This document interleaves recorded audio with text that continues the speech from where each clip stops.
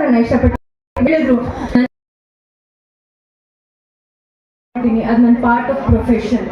But ನಾನು ಮನೆಗೆ ಬಂದಾಗ ಒಂದು ಹಸ್ಬೆಂಡ್ ಆಗಿ ಅವ್ರು ನನ್ಗೆ ಎಷ್ಟು ಸಪೋರ್ಟ್ ಮಾಡ್ಬೇಕು. ನಾನು ಒಂದೇ ಒಂದು ದಿನ ಏನಾದರೂ ಬೇಜಾರಲ್ಲಿ ಆಫೀಸಲ್ಲಿ ನನಗೆ ಟೆನ್ಷನ್ ಇದ್ದಾಗ ನಾನು ಬಂದರೆ ಹಿಲ್ ಸ್ಟ್ಯಾಂಡ್ ಬಿಸೈಡ್ ಮೀ. ಏನಾಯ್ತು, ಯೂಶಲಿ ಅವ್ರಿಗೆ ಅಷ್ಟು ಟೆನ್ಷನ್ ಆಶ್ರಮದಲ್ಲಿ ಏನೇ ಇದ್ರೂ ನನಗೆ ಅಷ್ಟು ಸಪೋರ್ಟ್ ಮಾಡ್ತಾರೆ. I am so lucky.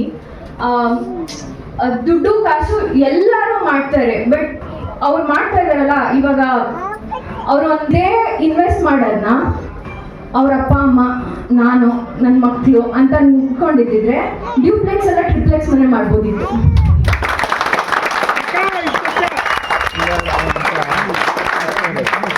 Because ತುಂಬಾ ಜನ ಗೊತ್ತಿಲ್ಲ, ತುಂಬಾ ಜನ ಕೇಳ್ತಾರೆ ಯಾಕೆ ಮಹೇಶ್ ಅವ್ರ ವೈಫ್ ಬರಲ್ಲ.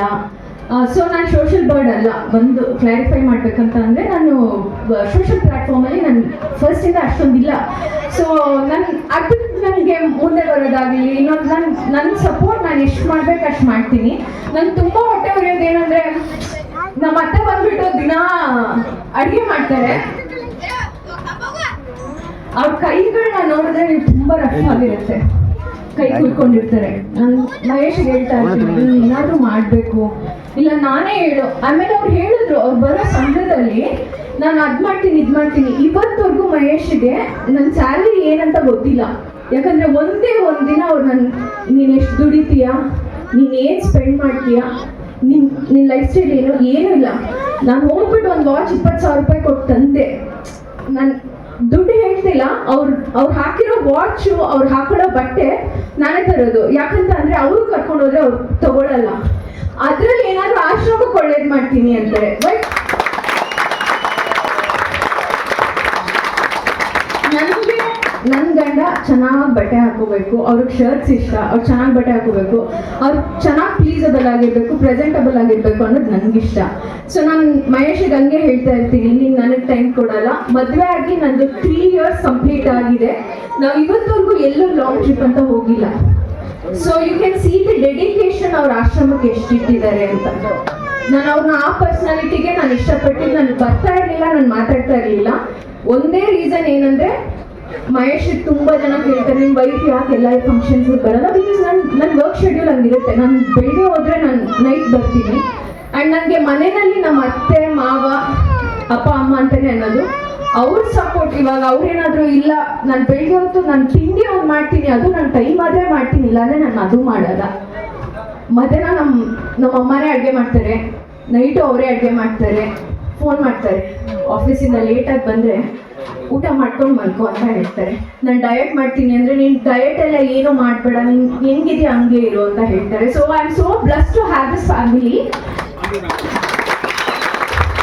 ತುಂಬ ಜನ ನಾನು ಆಫೀಸ್ಗೆಲ್ಲ ಕೇಳ್ತಾರೆ, ನಿಮ್ಮ ಹಸ್ಬೆಂಡ್ ಆಶ್ರಮ ಮಾಡ್ತಾರೆ, ತುಂಬ ದುಡ್ಡು ಮಾಡ್ತಾರ ಅಂತ. ತುಂಬ ದುಡ್ಡು ಮಾಡಿಲ್ಲ, ನಾವು ತುಂಬ ಸಾಲ ಮಾಡಿದ್ದೀವಿ ಅಂತಲೇ ಹೇಳ್ತೀನಿ.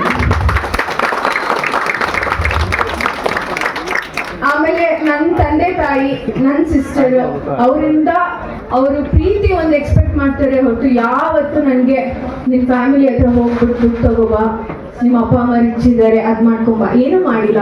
ಅವ್ರ ಒಡವೆನಾಗಲಿ ದುಡ್ಡಾಗಲಿ ಅವ್ರು ಯಾವುದು ಡೈರೆಕ್ಟಾಗಿ ನನ್ನ ಹತ್ರ ಏನೂ ಕೇಳಿಲ್ಲ. ಬಟ್ ಅವ್ರ ಸ್ಟ್ರಗ್ಲಿಂಗ್ ಆಗಿ ಇವಾಗ ಅಮ್ಮ ಬ್ಲಡ್ ಅಲ್ಲ ಮಾಡ್ತಿದ್ದಾರೆ. ಇವಾಗ ನಾನು ಮಹೇಶಿಗೆ ಬ್ಲಡ್ ಅಲ್ಲ, ಬಟ್ ನಾನು ಅವ್ರ ವೈಫು.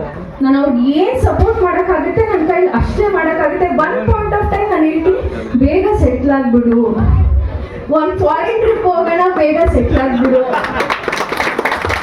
ನನ್ನ ಸಿಸ್ಟರ್ ಯುರೋಪಲ್ಲಿ ಸೆಟ್ಲ್ ಆಗಿದ್ದಾರೆ. ಅವ್ರು ಇವಾಗಲೂ ಹೇಳ್ತಾರೆ, ನಾನು ಬುಕ್ ಮಾಡಿಕೊಡ್ತೀನಿ, ನೀವಿಬ್ರು ಬನ್ನಿ, ನೀವಿಬ್ರು ಒಂದು ಟ್ರಿಪ್, ಒಂದು ವೆಕೇಶನ್ಗೆ ಹೋಗಿ ಅಂತ. ನಾನು ಫುಲ್ ಸ್ಪಾನ್ಸರ್ ಮಾಡ್ತೀನಿ, ನೀವಿಬ್ರು ಹೋಗಿ ಅಂತ ಹೇಳ್ತಾರೆ.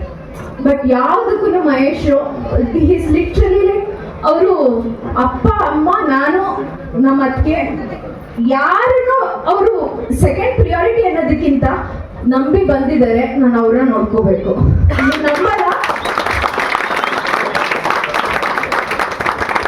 ನಾನು ಫ್ರೂಟ್ಸ್ ಕೇಳ್ತೀನಿ, ಬಿಕಾಸ್ ನಾನು ಜಾಸ್ತಿ ಜಂಕ್ ತಿನ್ನೋದು ಕಮ್ಮಿ. ನಾನು ಫ್ರೂಟ್ಸ್ ಒಂದಿನ ಮ್ಯಾಂಗೋ ಕೇಳಿದ್ದೆ, ಮಾವಿನ ತಂದಾಗ ಮಹೇಶ್ ನೆಕ್ಸ್ಟ್ ಏನ್ ಮಾಡಿದ್ರು ಅಂದ್ರೆ, ಒಂದು 15-20 kg ಮಾವಿನ ಹಣ್ಣು ತಂದು ಆಶ್ರಮದಲ್ಲಿರೋರಿಗೆಲ್ಲ ಡಿಸ್ಟ್ರಿಬ್ಯೂಟ್ ಮಾಡಿದ್ರು.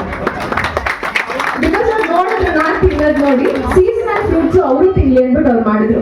ಏನಕ್ಕೆ ಇದೆಲ್ಲ ಹೇಳ್ತೀನಿ ಅಂದ್ರೆ, ಇದನ್ನ ನಾನ್ ಮಾತ್ರ ನೋಡಿರ್ತೀನಿ, ಜನರಲಿ ನಾನ್ ಮಾತ್ರ ನೋಡಿರ್ತೀನಿ, ಯಾರು ನೋಡಿರೋಕ್ ಸಾಧ್ಯ ಇಲ್ಲ.